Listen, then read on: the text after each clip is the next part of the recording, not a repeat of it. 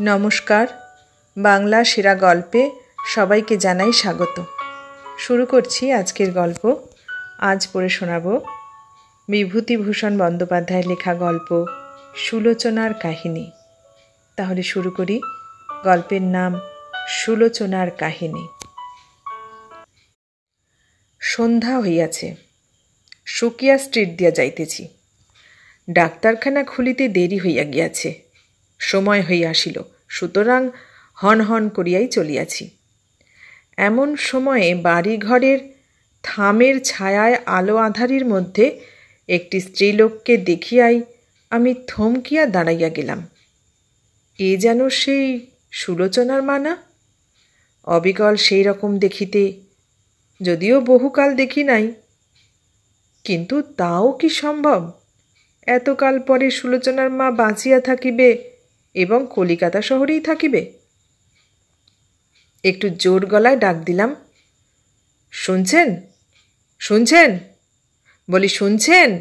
এই যে বৃদ্ধাটি ফিরিয়া দাঁড়াইল আমার ডাক শুনিয়া এবং হয়তোবা তাহাকেই কেহ ডাকিতেছে মনে করিয়া, বিস্ময়ের সহিত দেখিলাম সে সুলোচনার মাই বটে। সুলোচনার মা কাছে আসিল। প্রথমে চিনিতে পারিল না, পরে পরিচয় দিতেই দন্তহীন মুখে একগাল হাসিয়া বলিল, ও তুমি যদু? আহা, কতকাল দেখিনি তোমাদের, ইত্যাদি বা ওই ধরনের কোনো উক্তি। আমার চক্ষুর সম্মুখ হইতে ২৬-২৭ বছরের যবনিকা হঠাৎ সরিয়া গেল। গত মহাযুদ্ধেরও কয়েক বৎসর পূর্বের কলিকাতা। ঘোড়ার ট্রাম সবেমাত্র বন্ধ হইয়াছে। তখনকার আমলের অতি সুন্দরী আধুনিকাদের মধ্যে যে আমার চোখে সর্বপ্রধান সুন্দরী এবং সবচেয়ে আধুনিকা ছিল, কিছুকাল পরে যাহাকে জীবনে জনসমুদ্রে একদম হারাইয়া ফেলি, সেই মেয়েটির মা। তখনকার মেয়েদের চুল বাঁধিবার রীতি বা কাপড় চোপড় পরিবার ধরন একালের মতো ছিল না বটে, কিন্তু সত্যিকার সুন্দরী যে হয় তাহাকে যে কোনো সাজে, যে কোনো ঢঙে, যে কোনো ভঙ্গিতেই মানায়, এবং সুলোচনা ছিল এই ধরনের সুন্দরী মেয়ে। তাহার সেই দীর্ঘ ঋজু চম্পক গৌর, যৌবনদীপ্ত দেহ, লম্বা টানা কালো কালো ডাগর চোখ, কালো কোঁকড়া চুলের রাশি, নিটোল সুগঠিত বাহু দুটি, সুন্দর মুখশ্রী কলিকাতার পথে ঘাটে, গলির আড়ালে আবডালে, পথের বাঁকে হঠাৎ ফিরিয়াই, কিংবা কোনো নির্জন পার্কে পাদচারণরত অবস্থায় কতদিন কল্পনা নেত্রে দেখিতাম। দেশে ফিরিয়া কত বর্ষণমুখর শ্রাবণ বা ভাদ্র রজনীতে এক ঘুম ভাঙিয়া উঠিয়া প্রথম যৌবনের রঙিন নেশায় যাহার মুখ কতবার মনে পড়িত, সেই সুলোচনার কোনো খবর পাই নাই আজ এত বছর।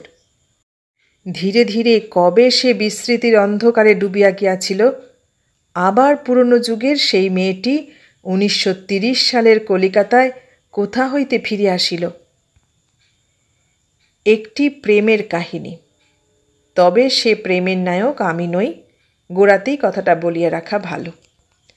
সব যুগেই মেয়েরা যেমন ভালোবাসে, ভালোবাসিয়া কষ্ট পায়, মুখ বুজিয়া সহ্য করে, তিলে তিলে নির্বোধের মতো নিজের দেহ ক্ষয় করে দুশ্চিন্তায় দুর্ভাবনায়, অত রূপ লইয়াও সুলোচনা সে দুঃখের হাত হইতে অব্যাহতি পাই নাই জানতাম।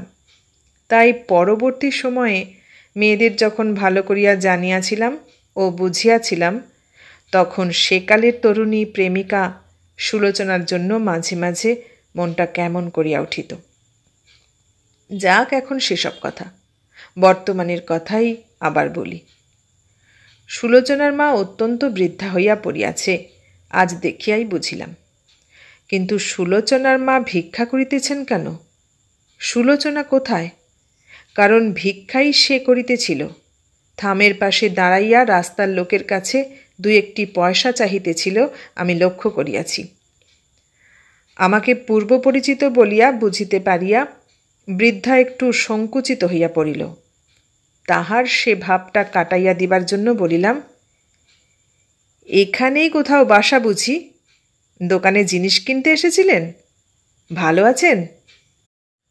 আর বাবা, ভালো আর মন্দ, তুমিও যেমন। কথাটা ভালো লাগিল না, সুতরাং যে প্রশ্নটি এতক্ষণ করিতে বাধো বাধো ঠেকিতেছিল সেটা করিয়া ফেলিলাম। ভাবিয়া দেখিলাম সুলোচনার বয়স এখন হিসাব মতো প্রায় 40-42। সুতরাং তাহার কথা জিজ্ঞাসা করিতে সংকোচের কারণ কি আছে? সে এখন আর বীরাবনতা সুন্দরী কিশোরী প্রণয়িনী নয় কারো। গিয়ে আপনার মেয়ে কোথায়? তাই তো বলছি বাবা, সে কি আর আছে? সে থাকলে আমার আজ এই। বৃদ্ধা কাঁদিয়া ফেলিল। আমি এ উত্তরের জন্য আদৌ প্রস্তুত ছিলাম না। অপ্রতিভের মতো বলিলাম, ও। দুজনেই কিছুক্ষণ চুপচাপ। পরে আমি বলিলাম, আজকাল আছেন কোথায়? রাস্তায়, গভর্নমেন্টের রাস্তায়। সবই বুঝিলাম। বড় কষ্ট হইল। কথা বলিলে ঠিক কথা বলা হইবে না। কষ্ট হইলেও বুড়ির জন্য হয় নাই। বুড়িকে কিছু পয়সা দিয়া বিদায় করিয়া দিব ভাবিতেছি, এমন সময় সে বলিল, তোমার সঙ্গে দেখা হলো, বড় ভালো হলো বাবা। আমার ঘাড়ে সব ফেলে দিয়ে হতভাগী তো পালালো। এখন তার 2টি ছেলে, একটির বয়স 16 আর একটি 14। এদের নিয়ে আমার কি দুর্দশা ভাবো দেখি এ বয়সে। একটা ঘরে আছি, এখনই ভাড়া দিতে না পারলে তাড়িয়ে দেবে বলেছে। তাই বলছি, রাস্তা ছাড়া যাব কোথায়? সুলোচনা কতদিন মারা গিয়েছে? এই 14 বছর। ওই কোলের ছেলেটি যখন 2 মাসের, সেই থেকে মানুষ করছি। আমার হঠাৎ একটি কথা মনে হইল। সুলোচনাকে আমি জানিতাম বটে, কিন্তু তার আসল ইতিহাস আমার কাছে রহস্যাবৃত ছিল। আমি খানিকটা বুঝিতাম, খানিকটা বুঝিতাম না। তাহার একটা কারণ, আমার বয়সও তখন কম ছিল। রূপসী সুলোচনা আমার কাছে চিরদিন নারীত্বের গহন রহস্যে প্রতীক হইয়া আছে। এই উত্তম সুযোগ। বড় কৌতূহল হইল উহার মায়ের মুখে তাহার ইতিহাস সব শুনিব। বৃদ্ধাকে বলিলাম, আপনি শ্রদ্ধানন্দ পার্কে বসে থাকবেন কাল বিকেল 5টার সময়। আমি আসব। বাড়ি ভাড়ার ব্যবস্থা যা হয় করা যাবে। বুড়ি ছাড়িল না। তাহার বাসা দেখিতে হইবে এখনই। অগত্যা গেলাম। বাসা দেখিয়া মনে হইল তেমন ঘরে মানুষ থাকিতে পারে না। গরু থাকিলেও কষ্ট পায়। একতলায় ছোট্ট অন্ধকূপের মতো ঘর, একটি মাত্র দোর, যেটা দিয়া ঢুকিতে হয়। দ্বিতীয় দরজা বা জানালা নাই। এই পচা ভাদ্রে কি ভীষণ গোমট ঘরের মধ্যে। সুলোচনার ছেলেরা একটু পরে আসিল। বড় সুন্দর ছেলে দুটি। সুলোচনার মুখ চোখ ভুলিয়া গিয়াছিলাম। ইহাদের, বিশেষ করিয়া ছোট ছেলেটিকে দেখিয়া আবার সুলোচনাকে স্পষ্ট মনে পড়িল। জিজ্ঞাসা করিয়া জানিলাম, যাত্রা দলে কৃষ্ণ সাজে একটি, অপরটি গান গায়। হায় সুলোচনা! তখনকার কালের শৌখিন মেয়ে, তখনকার কালের আধুনিকা স্মার্ট মেয়ে সুলোচনার মা ও ছেলেদের একই গৃহ, একই গৃহসজ্জা। ছেঁড়া চটের বিছানা, চটের মধ্যে বিচুলির কুচি পোড়া বালিশ, ভাঙা কলাই চটা 1-8খানা শানকি, একটা মাটির কলসি আর দড়ির আলনায় অতি মলিন খান 2-3 কাপড় ও জামা। একখানা কেওড়া কাঠের হাত 2 চওড়া তক্তপোষ আছে। ছেলে দুটি তাতে শোয়, বুড়ি শোয় মেঝেতে। তাও এই ঘরে আশ্রয় মিলিতেছে কই? এই আস্তাবল হইতেও বাড়িওয়ালা নাকি ইহাদের তাড়াইয়া দিবে বলিতেছে।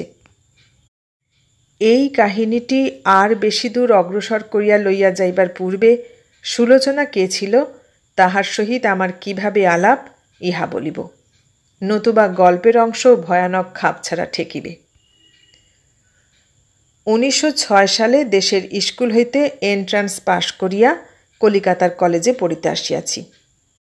বেচু চাটুর্যের স্ট্রিটে আমারই স্বগ্রামস্থ এক বন্ধুর বাবা ছেলেপুলে লইয়া বাসা করিয়া থাকিতেন, সেইখানেই উঠিয়াছি। আমার বন্ধুটির দাদা তখন বিয়ে পড়েন এবং তাহারই সঙ্গে দেখা করিতে প্রকাশচন্দ্র বসু নামে তাহারই এক বন্ধু বাসায় ঘন ঘন যাতায়াত করিতেন। এই প্রকাশবাবু বড় অদ্ভুত লোক।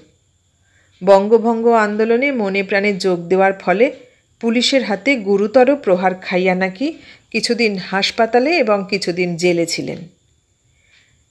তিনি নিজের হাতে কাহাকেও বোমা মারিয়াছিলেন বলিয়া শুনি নাই, কিন্তু আলিপুর বোমার মামলার সময় পুলিশ দিন কতক তাহার পিছু পিছু ঘুরিয়াছিল। খুব বলিষ্ঠ দীর্ঘ চেহারা, মুখের ভাবে বুদ্ধিমত্তা ও মননশীলতার ছাপ অতি সুস্পষ্ট। প্রেসিডেন্সি কলেজের বিএ ক্লাসের ছাত্র হিসাবেও যথেষ্ট মেধাবী। আমরা প্রকাশদাকে যথেষ্ট খাতির করিয়া চলিতাম। তিনি বাড়িতে আসিলে বাড়ির মেয়েরা পর্যন্ত খুশি হইয়া উঠিতেন। প্রকাশের জন্য এ খাবার করা, প্রকাশের জন্য ও খাবার করা, চা কোথায়, চেয়ারের উপর পাতিবার কুশন কোথায়। মিনি তাহার হাতের উলের কাজ দেখাইতে ছুটিতেছে, ডলি পড়া বলিয়া লইবার ছুতা করিয়া প্রকাশদার সঙ্গে দুটি কথা বলিবার সুযোগ খুঁজিতেছে। প্রকাশদার কাছে যেন বাড়ি শুদ্ধ লোকের মন বাঁধা পড়িয়া গিয়াছে। তাহার বিরুদ্ধে একটি কথাও বলিবার অধিকার ছিল না বাড়িতে। তাহা হইলে সকলেই একসঙ্গে তুমুল প্রতিবাদ তুলিবে। প্রকাশদার সঙ্গে মাঝে মাঝে সতীশ রায় বলিয়া তাহার এক বন্ধু আসিতেন, মেডিকেল কলেজের ছাত্র। খুব বড় বড় চোখ, শ্যামবর্ণ দোহারা চেহারা। ইহারা সবাই খুব স্ফূর্তিবাজ আমোদে ধরনের লোক। আসিবার সঙ্গে সঙ্গে বাড়ি মাতাইয়া তুলিতেন হাসি, গল্পে, গানে। মাঝে মাঝে আবার কয় বন্ধুতে ঘরে খিল দিয়া কিসের পরামর্শ করিতেন। তখন আমাদের জানলা দিয়া উঁকি ঝুঁকি মারাও নিষেধ ছিল। কৌতূহল চাপিতে না পারিয়া একদিন বন্ধু শরৎকে জিজ্ঞাসা করিলাম, ওরা ঘরে দৌড় দিয়ে কি করে রে? শরৎ চুপি চুপি বলিল, কাউকে বলিসনি ভাই, ওরা সব অ্যানার্কিস্ট। তোর দাদাও? হ্যাঁ, ওরা দাদাকে দলে নিয়েছে। শুনিয়া মনের মধ্যে একটা কৌতূহল ও উত্তেজনা অনুভব করিলাম। অ্যানার্কিস্টদের সঙ্গে এক বাসায় আছি ভাবিয়া ভয়ও হইল। এইখানে একদিন প্রথম দেখিলাম সুলোচনার মাকে। নিজের ঘরটিতে বসিয়া পড়িতেছি, একটি প্রৌঢ়া বিধবা স্ত্রীলোক ঘরে ঢুকিয়া আমায় জিজ্ঞাসা করিল, প্রকাশ এখানে কবে এসেছিল? আজ আসবার কথা আছে? দেখিলাম স্ত্রীলোকটির পরনে সাদা থান, বয়স 35-36 বেশি নয়। গায়ের রং খুব ধপধপে ফর্সা, বয়স হইলেও মুখশ্রী দেখিতে ভালো। আমার মুখে প্রকাশবাবুর আসিবার সম্ভাবনা আছে শুনিয়াই আমারই ঘরে সে বসিল। আমায় বলিল, তুমি কি করো ছেলে? পড়ি ফার্স্ট ইয়ারে। এটা তোমাদের বাড়ি?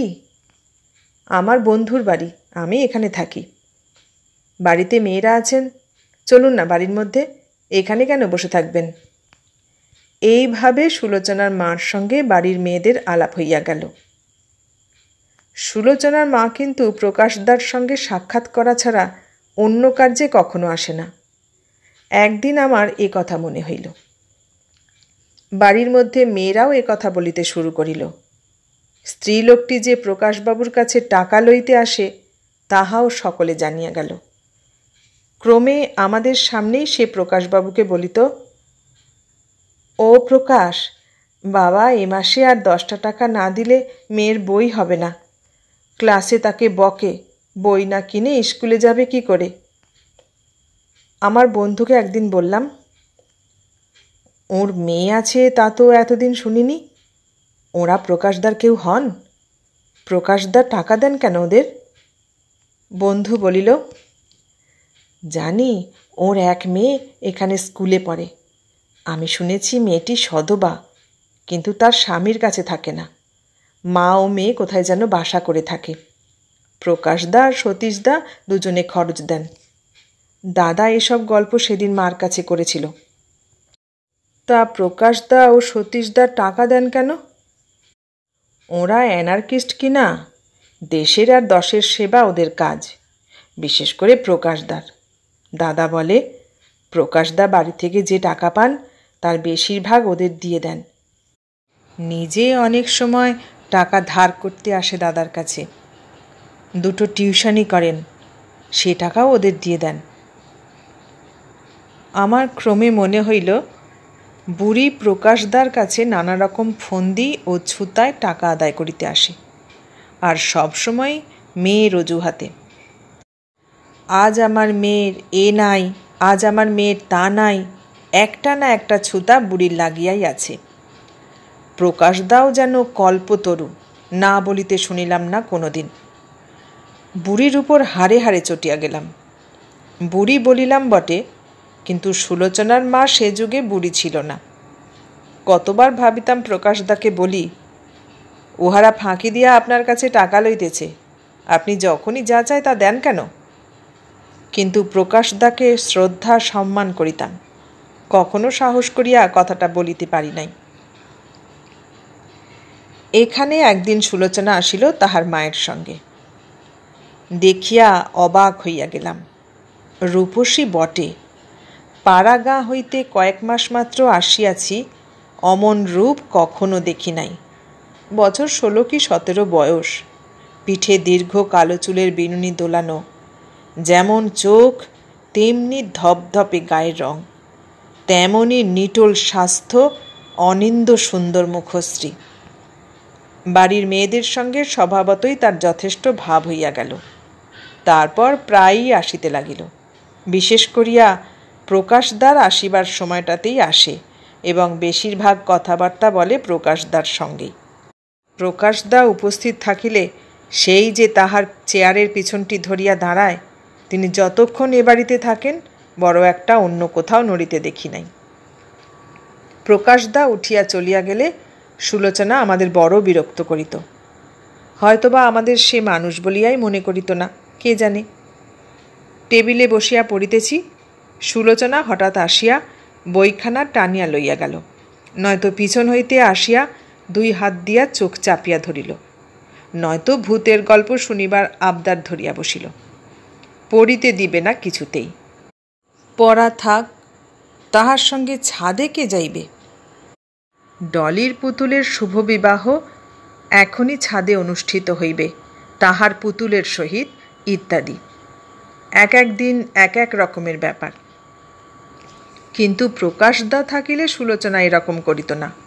তখন তার অন্য মূর্তি, ধীর স্থির, বেশি হাসিত না, বেশি বকিত না, কেমন যেন সলজ্জ সকুণ্ঠ চোখ মুখের ভাব কতদিন দেখিয়াছি।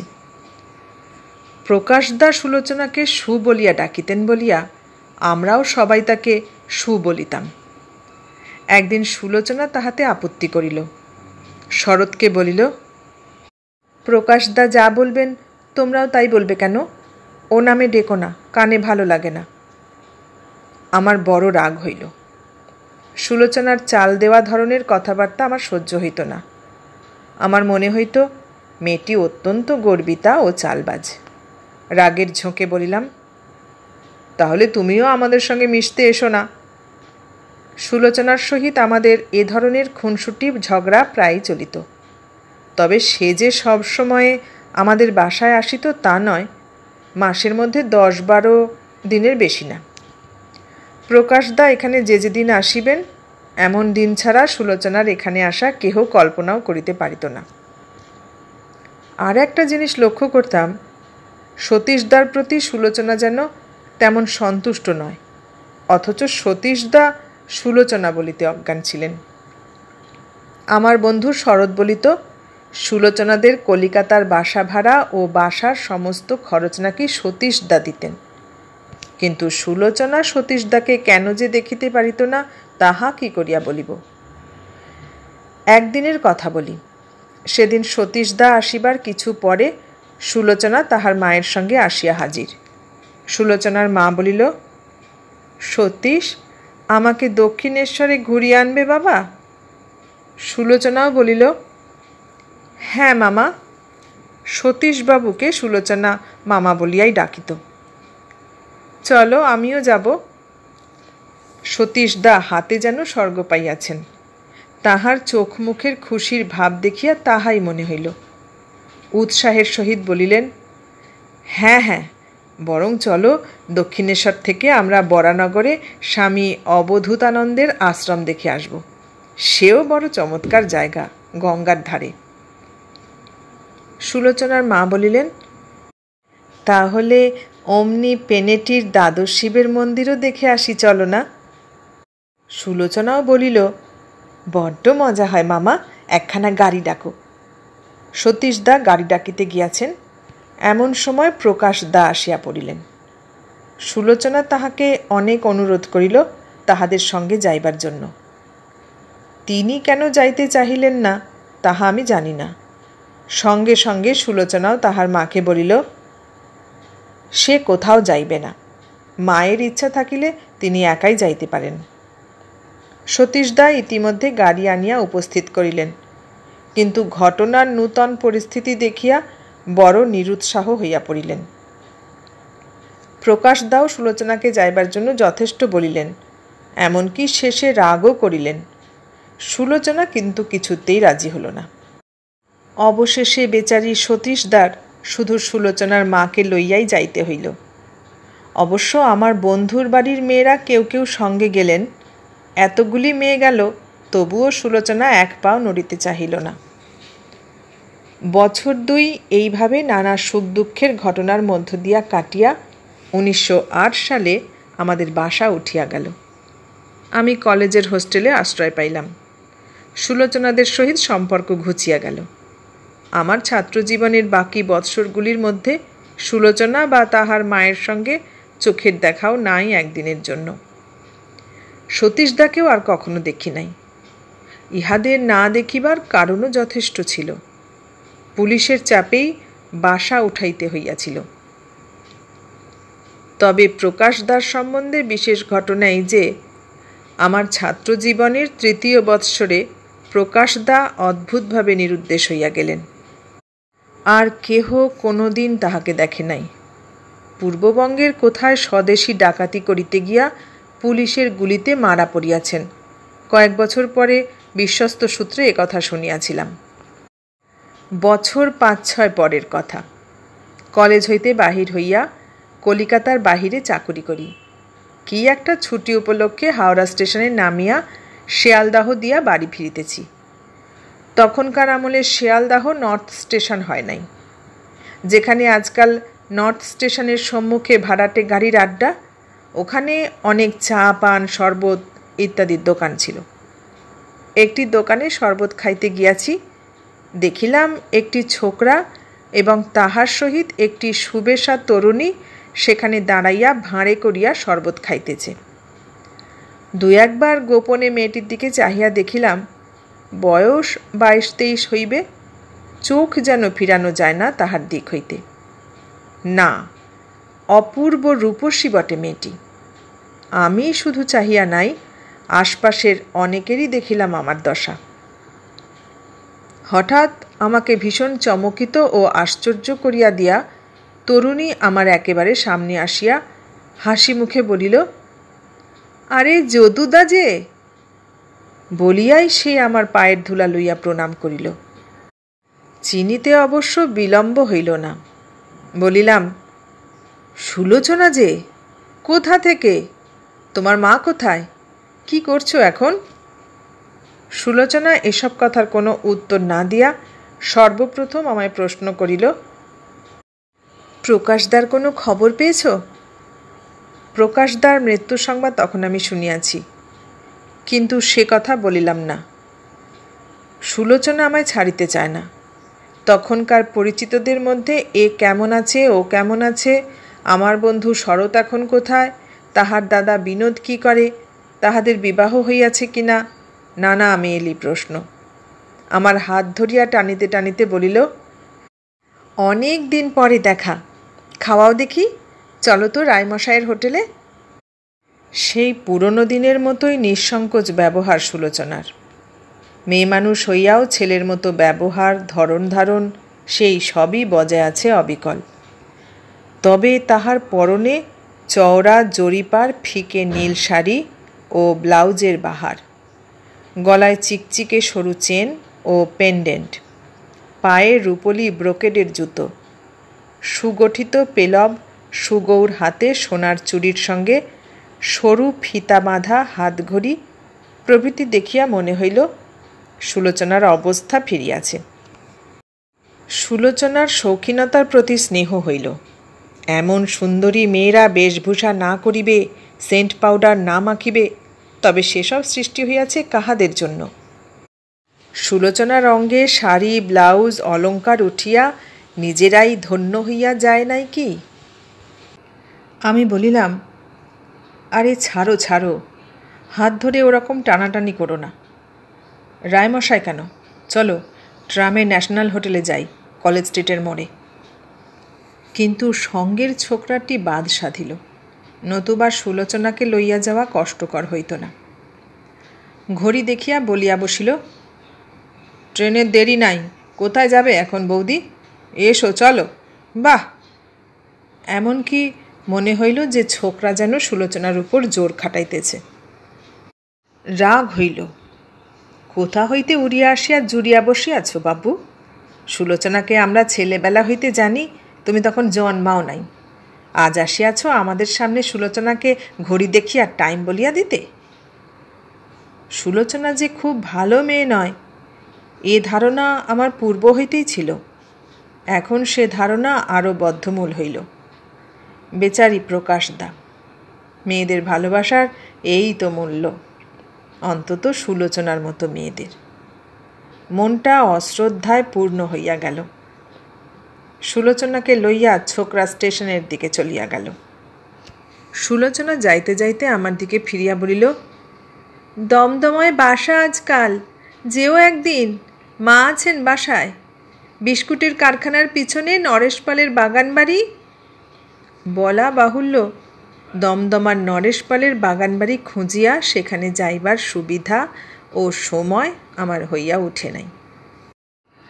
বছর খানেক পরে ইউরোপীয় মহাযুদ্ধ আরম্ভ হইবার পূর্ব বৎসর 1913 সালে আমি সন্ধ্যার দিকে এসপ্ল্যানেডের মোড়ে ট্রাম ধরিবার জন্য অপেক্ষা করিতেছি। এমন সময় একখানি ট্রাম আমার সামনে আসিয়া দাঁড়াইল। হঠাৎ দেখিলাম প্রথম শ্রেণীর কামরায় একখানি বেঞ্চিতে সুলোচনা একা বসিয়াছে। আমি তখনই বিন্দুমাত্র না ভাবিয়া ট্রামখানাতে উঠিয়া তাহার পাশে বসিয়া পড়িলাম। সুলোচনা প্রথমটা চমকিয়া উঠিয়াছিল, পরে আমাকে দেখিয়া ও চিনিতে পারিয়া ভারী খুশি হইল। বলিল, উহ, যা ভয় দেখিয়ে দিয়েছিলে। আমি বলি, কে এসে ঝুপ করে পাশে বসে পড়ল রে বাবা? ভালো, কতদিন দেখা হয়নি। সেই শিয়ালদা স্টেশনের সেবা। দাঁড়াও, প্রণামটা করি। কথাবার্তা বলিতে বলিতে চাঁদনির মোড়ে ট্রাম আসিল। সুলোচনা বলিল, নামো এখানে যদুদা, কুরুশ কাঁটা কিনব, আর ছেলেটার জন্যে হরলিক কিনব। আমি উহার মুখের দিকে আশ্চর্য হইয়া চাহিয়া আছি দেখিয়া সুলোচনা সলজ্জ মুখে বলিল, আজকাল আমার স্বামী এসেছেন যে, আজ প্রায় বছর খানিক। এখন যে রোজগার করছি 2 পয়সা, আসবে বই কি, এতদিন কেউ খোঁজও নেয়নি। আজকাল কি করো? বারে, আজকাল তো ক্যাম্বেলে নার্সগিরি করি। এতদিন নার্সদের হোস্টেলে ছিলাম, এখন স্বামী ফিরে আসাতে বাসা করেছি দমদমাতে। সেই 8 বছর যখন তোমার সঙ্গে দেখা, তখন থেকে দমদমায় বাসা। এসো না আজ, চলো আমার খোকাকে দেখে আসবে এখন। না, আজ থাক, আর একদিন হবে। চলো, চা খাবে সুলোচনা? শোনো বলি, তুমি হলে গিয়ে খোকার মামা, শুধু হাতে যেও না যেন। ওকে একটা হার কেন দাও না? আমার বড় রাগ হইল। দম দিয়া টাকা আদায় করিয়া লইতে সুলোচনা মায়ের মতোই পটু হইয়া উঠিয়াছে। আপন মামা হইলেও আজকালকার বাজারে শুধু টাকা দিয়া মুখ দেখা সারে, আর আমি কোথাকারকে হার কেন দিতে যাইব? বলিলাম, এখন যাব না তোমার বাসায়, বড় ব্যস্ত আছি। ট্রাম হইতে নামিয়া আমরা একটা গ্যাস পোস্টের তলায় দাঁড়াইয়াছি। গ্যাসের আলোয় সুলোচনাকে দেখিয়া সত্যই মুগ্ধ হইলাম। এরকম রূপসী মেয়েকে লইয়া কোনো চায়ের দোকানে ঢুকিতে সংকোচ মনে হয়। বিশেষত মনে রাখবেন 1913 সালের কলিকাতা। তখনকার দিনে মেয়েরা পথে ঘাটে খুব কমই বাহির হইলও তাই। দোকান শুদ্ধ লোক হাঁ করিয়া এক দৃষ্টে সুলোচনার দিকে চাহিয়া রহিল। তাহার উপর সুলোচনার মুখে খই ফুটিতেছে কথার। সে চুপ করিয়া থাকিতে জানে না। আমি বড় অস্বস্তি বোধ করিতে লাগিলাম। আমায় বলিল, যাবে না বই কি? ভাগ্নের মুখ দেখনি, দেওয়ার ভয়ে বোনের বাড়ি যাবে না? লজ্জা করে না বলতে? যেতেই হবে। আমি নেমন্তন্ন করছি, সামনের শনিবার যাবে। ওর সঙ্গে আলাপ করিয়ে দেব। ইহার সব ব্যাপারই রহস্যাবৃত। কোথায় এতদিন ইহার স্বামী ছিল, কোথা হইতে বা আবার আসিল, এ সকল কথা জিজ্ঞাসা করিতে ইচ্ছা হইলেও চাপিয়া গেলাম। তবে সুলোচনা কখনো মিথ্যা বলে না, ইহা আমি জানিতাম। পূর্বেও দেখিয়াছি এমন সব অবস্থায় সত্য কথা বলিত যেখানে সত্য বলিলে তাহার নিজেরই ক্ষতির সম্ভাবনা। কাজেই সুলোচনার কথায় আমার অবিশ্বাস হয় নাই। চা খাওয়া ও উলবোনার কাঁটা কেনার পর আমি তাহাকে গাড়িতে উঠাইয়া দিতে আসিলাম। গাড়ির কামরায় বসিয়া সে তাহার পাশে বেঞ্চিতে হাত চাপড়াইয়া বলিল, এসো বসো যদুদা। বলিলাম, আজ নয় সুলোচনা, মাপ করো, কাজ আছে। সুলোচনা অভিমানের সুরে বলল, না থাক কাজ, এসো, আসতেই হবে। কত কথা আছে তোমার সঙ্গে, রাস্তায় দেখা কি কথাই বা হলো? পুরনো দিনের কথা আর কার সঙ্গে কইব? পরে হঠাৎ আগ্রহের সুরে জিজ্ঞাসা করল, আচ্ছা প্রকাশদার আর কোনো খবর পাওনি? বলিলাম, না, কই আর। মনে মনে ভাবিলাম, সে কথা জেনে তোমার লাভই বা কি এখন? বেঁচে নিশ্চয়ই আছেন, তবে পুলিশের ভয় লুকিয়ে আছেন বলে মনে হয়। তার কথা যে কইব এমন আর লোক কই এক তুমি ছাড়া? কেন, সতীশদা কোথায়? মামা মামা বিয়ে থা করে দেশের দিব্যি সংসারী হয়ে বসেছে। তার মতো মানুষ আর এর বেশি কী করবে? প্রকাশদার মতো কি সবাই? গাড়ি ছাড়িবার ঘণ্টা দিল। সুলোচনা বিস্ময়ের সুরে বলিল, সত্যি আসবে না নাকি যদুদা? এসো বসো বলিয়া আমার হাত ধরিতে গেল। কিন্তু আমার যাওয়া হইল না, যাইবার প্রবৃত্তি হইল না। তাছাড়া সেই রাত্রেই আমাকে কর্মস্থানে ফিরিতে হইবে। সুলোচনার সঙ্গে গেলে ট্রেন ফেল করি, চাকরি বজায় রাখিয়া তবে অন্য কথা। তখন কি জানি সুলোচনার সহিত এই শেষ দেখা। 17-18 বৎসর পূর্বের কথা এসব। সুলোচনার মা পার্কে আসিল। তাহাকে বাড়ি ভাড়ার টাকা মিটাইয়া দিয়া বলিলাম, এখন বলুন তো, আমি অনেক কথাই জানতাম না আপনাদের সম্বন্ধে। যা জানি ভাষা ভাষা জানি, সবটা বলুন। বেলা পড়িয়া আসিয়াছিল। পার্কে ছেলেমেয়েরা দোলনায় দুলিতেছে, চেঁচামেচি করিতেছে, ঘুগনি চানাচুর কিনিতেছে। সুলোচনার মায়ের নিকট হইতে নানারূপ জেরা করিয়া যে তথ্যটি উদ্ধার করিয়াছিলাম সেদিন, তাহা যেমন করুণ, জীবনের গভীর অনুভূতির দিক হইতেও তেমনি অপূর্ব। কিন্তু বৃদ্ধার কথায় বলিলে ঠিকমতো গুছাইয়া বলা হইবে না, তাই নিজে খানিকটা গুছাইয়া বলিবার চেষ্টা করিলাম। ওদের বাড়ি বর্ধমান জেলায়। সুলোচনার যখন 8 বছর বয়স, তখন ওর বিবাহ হয় পাশের গ্রামে। স্বামীর বয়স তখন 30-32। স্বামীর চেহারা ভালো ছিল না বলিয়া ছেলে মানুষ মেয়ে তার কাছে বড় একটা যাইতে চাহিত না। স্বামী ছিল মূর্খ ও গোয়ার প্রকৃতির লোক। 8 বছরের স্ত্রীর উপর মারধর ও নানা রকম অত্যাচার শুরু করে। ফলে ওর মা দেশের জায়গা জমি বিক্রয় করিয়া মেয়ের হাত ধরিয়া কলিকাতায় আসিল। তখন সুলোচনার বয়স 10 বৎসর।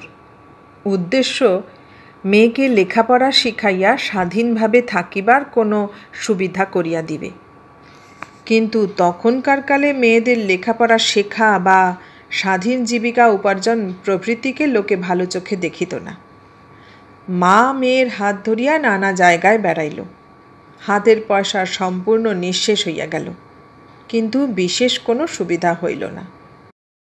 এদিকে আরও নূতন উপসর্গ, মেয়ে অপূর্ব রূপসী।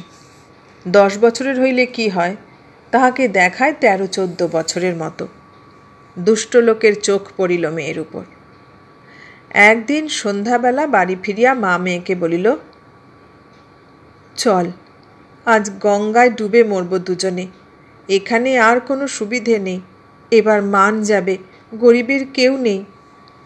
মেয়ে তৎক্ষণাৎ রাজি হইল। রাত 9টার সময় মেয়ে বলিল, কখন আমরা ডুবব মা? অন্নপূর্ণার ঘাটে চলো যাই। মা বলিল, এখনও সব ঘাটে লোক, এখন না, দেরি কর। রাত 10টার সময় মা মেয়ের হাত ধরিয়া বাগবাজারের অন্নপূর্ণার ঘাটে সিঁড়ি দিয়া নামিতে নামিতে চুপি চুপি জিজ্ঞাসা করিতেছে, হ্যাঁ রে, পারবি তো? বল আগে থেকে, পারবি তো? মেয়ে এতটুকু ভয় খায় নাই। সে দৃঢ় কণ্ঠে বলিল, তুমি সঙ্গে থাকলে মা ঠিক পারব।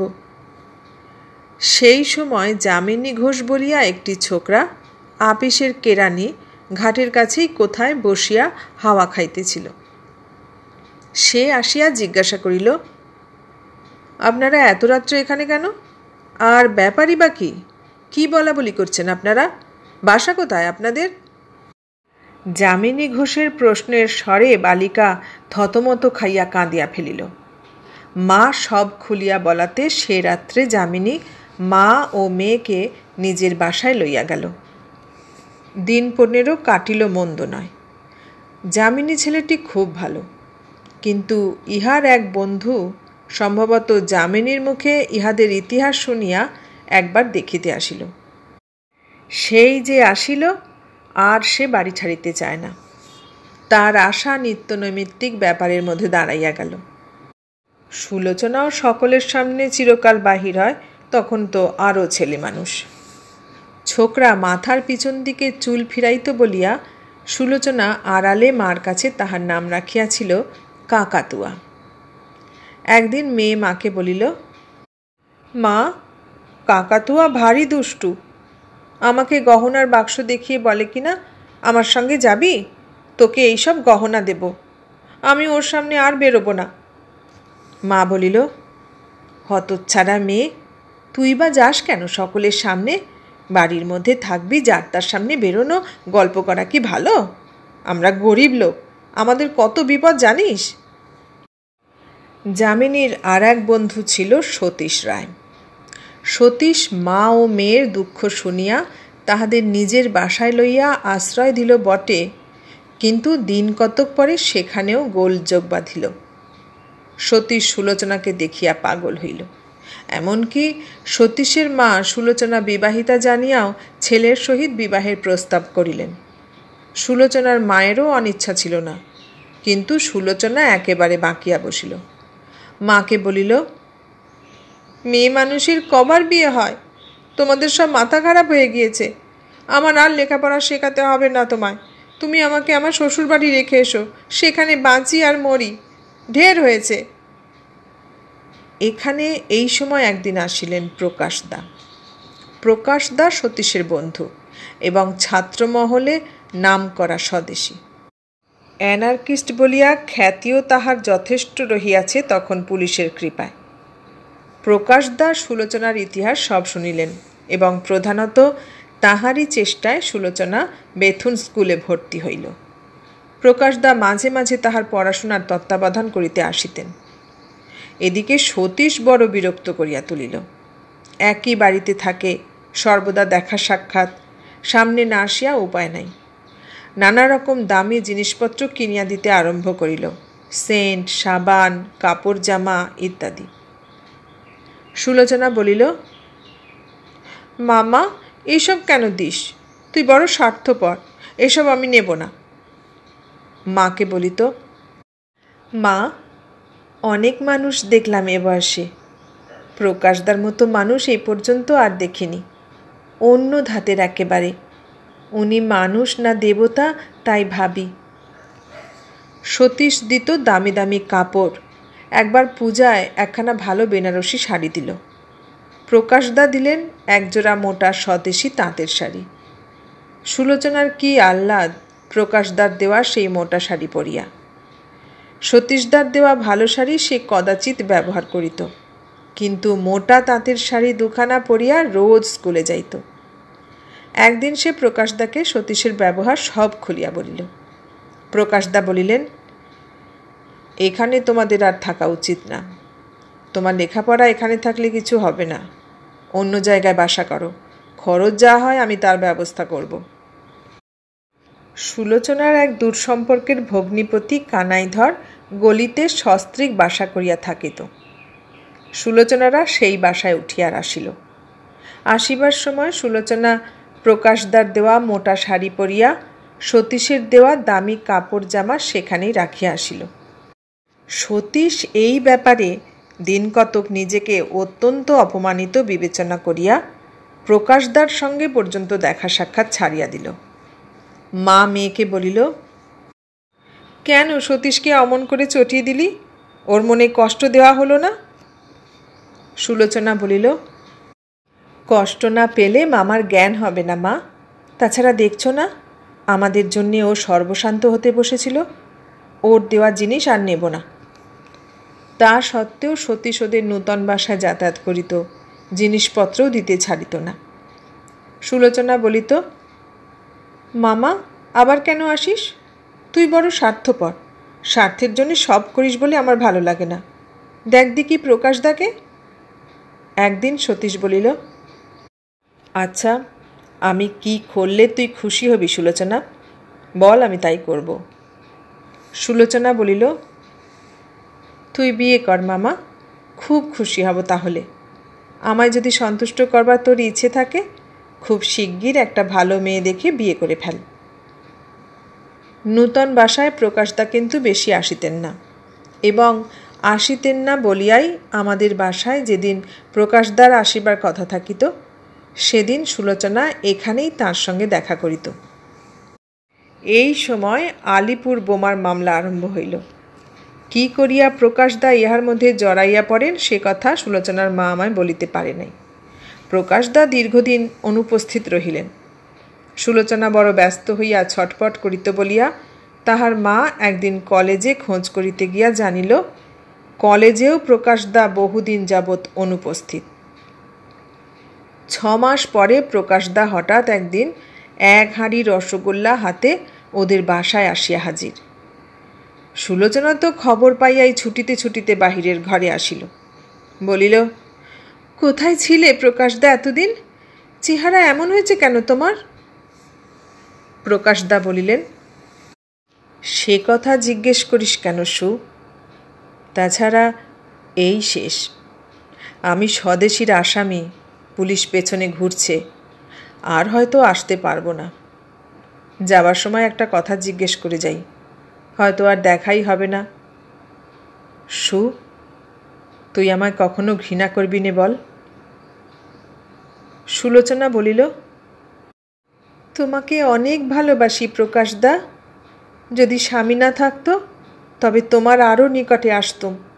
পা ছুঁয়ে বলছি, তা না হলে তোমার এই বিপদের সময় তোমার সঙ্গে চলে যেতুম, একলা যেতে দিতুম না। বলিয়াই সে কাঁদিয়া ফেলিল। সুলোচনার মা আমায় বলিল, মেয়ে আমার কখনো কাঁদত না, এই অনেক দিন পরে কাঁদল। যাবার সময় প্রকাশকে করার করিয়ে নিলে বিপদ উদ্ধার হলেই আবার ফিরে এসে সকলের আগে ওর সঙ্গে দেখা করবে। কিন্তু প্রকাশ সেই যে গেল, আর কখনো ফিরে আসেনি। আমি বলিলাম, তারপর আপনাদের কি হলো? তারপর প্রকাশ তো চলে গেল। শোনো সব কথা, বিশ্বাস করবে না হয়তো। এই কলকাতা শহরে সেই পোড়ামুখী মেয়ের আগুনের মতো রূপ নিয়ে সে কি কষ্ট, কি বিপদ গিয়েছে আমাদের। দেখেছিলে তো তাকে? দেখিয়াছিলাম বৈকি।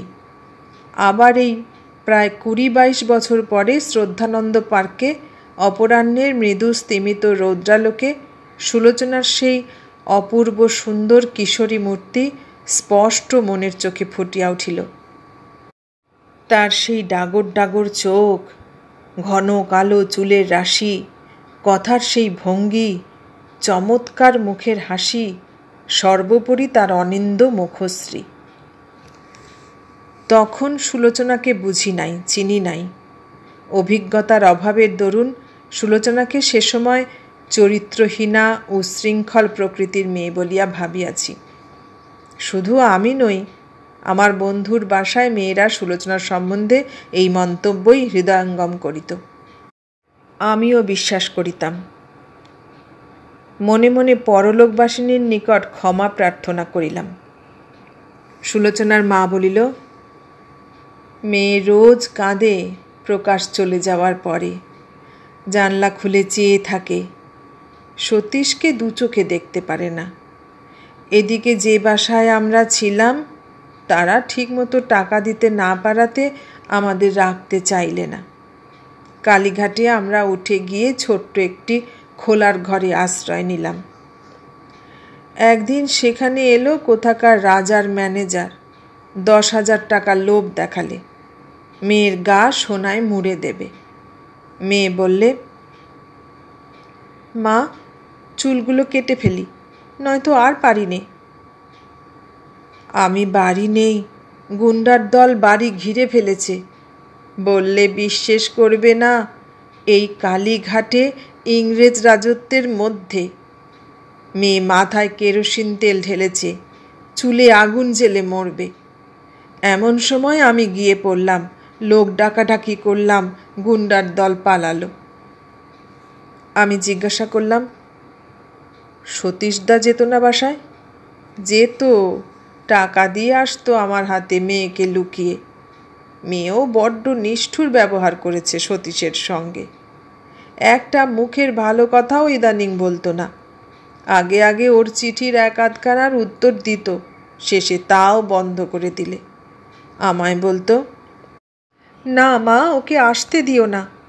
ও যে সর্বশান্ত হলো আমাদের দিয়ে। কুকুরের মতো আমরা ওর টাকা খাচ্ছি কেন? ও বিয়ে থাওয়া করবে না আমাদের না ছাড়লে।